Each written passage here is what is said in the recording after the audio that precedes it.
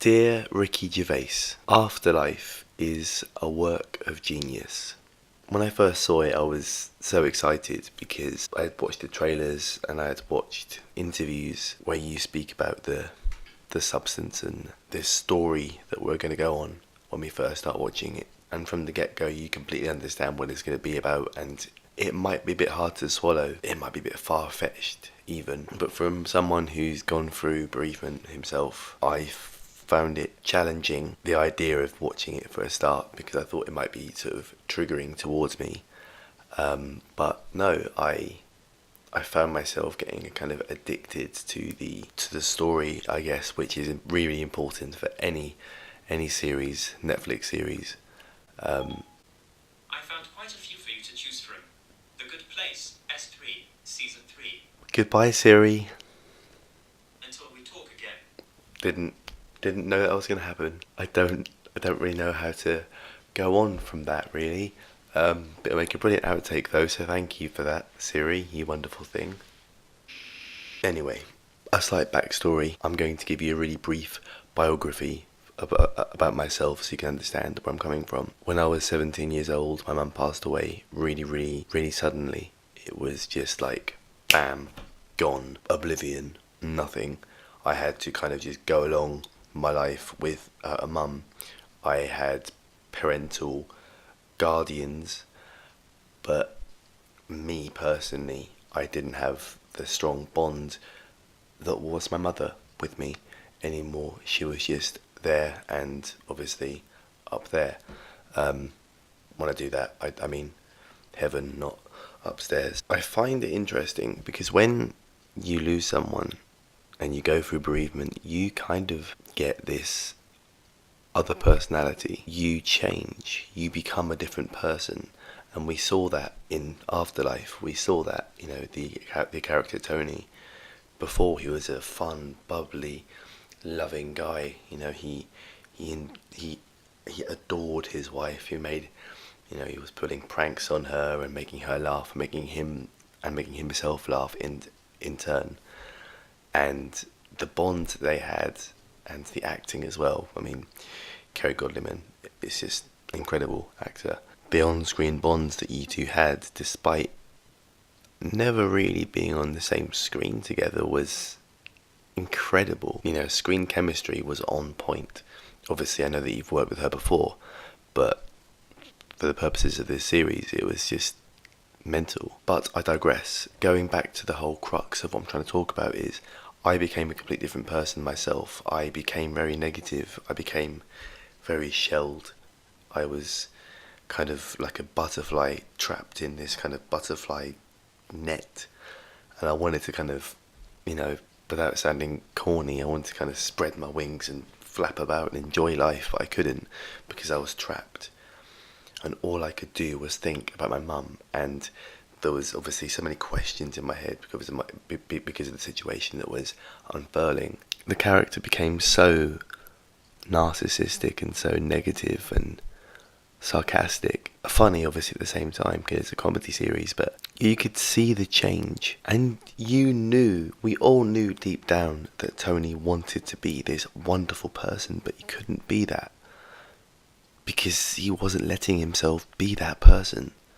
And I just genuinely think, and I just want to thank you so much for displaying the harsh reality of what is bereavement. Bereavement is a side of mental health that is so untalked about.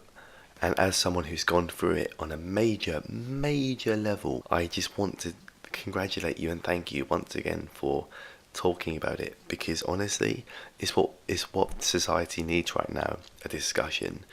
Mental health always should be talked about, whether it's anxiety, depression, suicide. Suicide is brought up so much in this show, and my God, what a fantastic thing to talk about, because it's horrible. No one likes to talk about death, no one likes to talk about suicide, because it's such a huge thing from both sides. The courage and the trust that you build, and I'm about to jump into a whole new swimming pool of conversation, so I'm going to leave that to the side for another video. Cinematically, Afterlife was incredible. Cast-wise, Fuck Me Sideways with a Vape Pen, that was remarkable as well. Don't fuck me.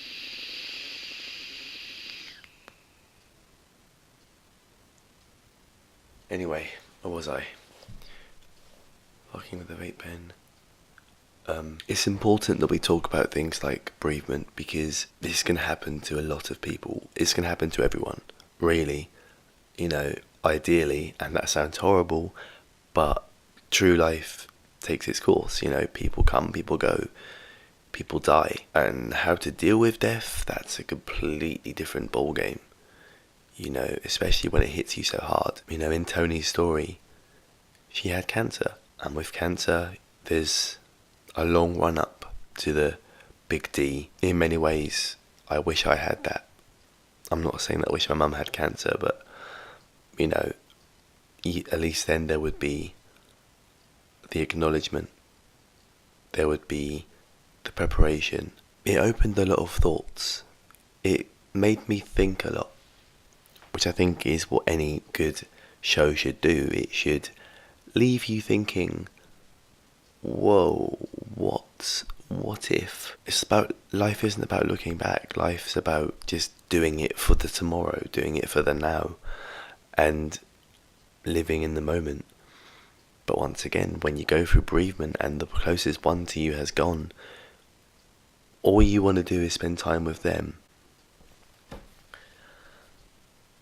One of my favourite things about Afterlife is the fact that you have these characters who kind of are in their kind of own little world, like we all are, but they're just permanently kind of dotted about. So, I forget her name, but you have the lady in the park who is mourning for her husband, Stan, I believe. My favourite thing about the lady on the park bench is Tony has a therapist, yet he uses the lady on the bench as a therapist in itself, but not in a, you know, not in an obvious way. She gives him some real world life advice and things that actually help him. When you're going to a therapist, you have a spotlight put on you and you're asked all these questions like, you know, what does it mean, and that sort of stuff, and questions that really bamboozle you. But then when you're talking to a friend, who this lady becomes to Tony, it's kind of wonderful because it's a natural conversation.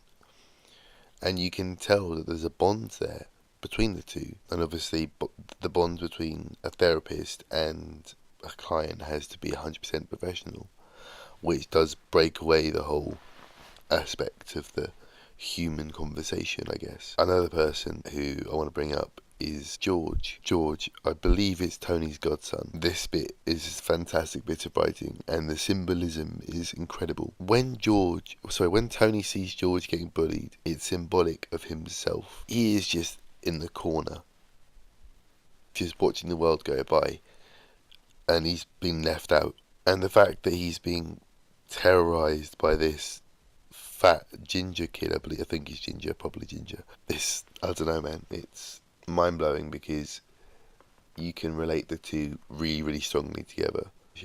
I could talk about this show for hours. I genuinely think it's one of the best things that you've ever done. I think it's absolutely mind-blowing, and I hope this series does really well for you. I'm gonna have to rewatch it again because it's just, oh, great. Thank you for watching. If you enjoyed this video, let me know, and I hope you all have a nice day. Yours sincerely, Sam Chaplin, and I'm sorry I'm in bed when I'm recording this bit rude.